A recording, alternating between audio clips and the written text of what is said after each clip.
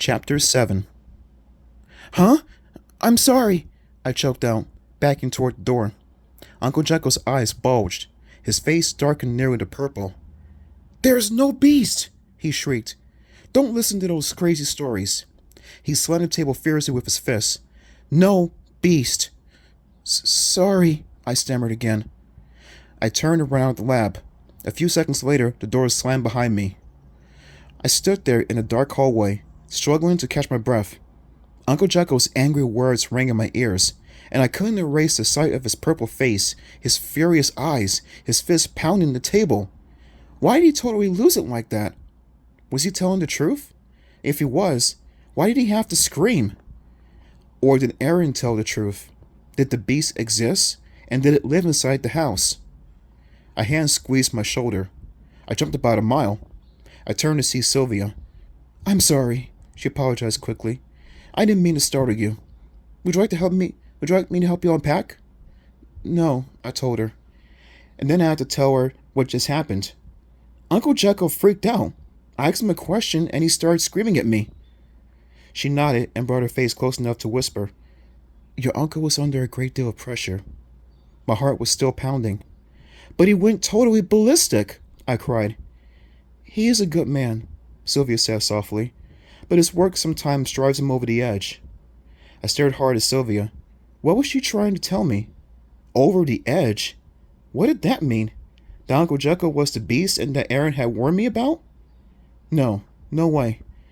Calm down, Heidi, I scolded myself. Don't let your imagination run wild.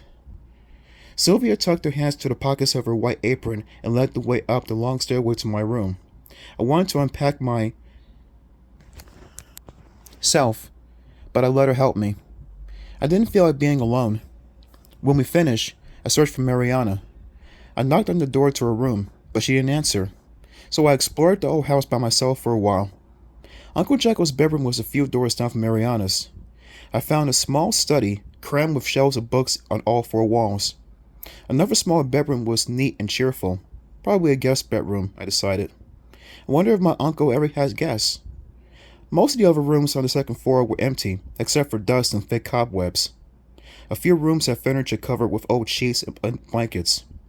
Maybe I could have my own study, I thought. A little den where I could put my CD player and my computer.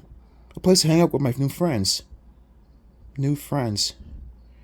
I wish the school was open. I felt so eager to meet some kids my age. I moved down the long hall, pulling open doors, exploring. I pulled open the door to a small closet and startled a tiny gray mouse. The mouse stared up at me for a second, then scampered behind a broom. Whoa, I murmured. I shuddered. Are there mice in my room too? The next room gave me an even bigger scare.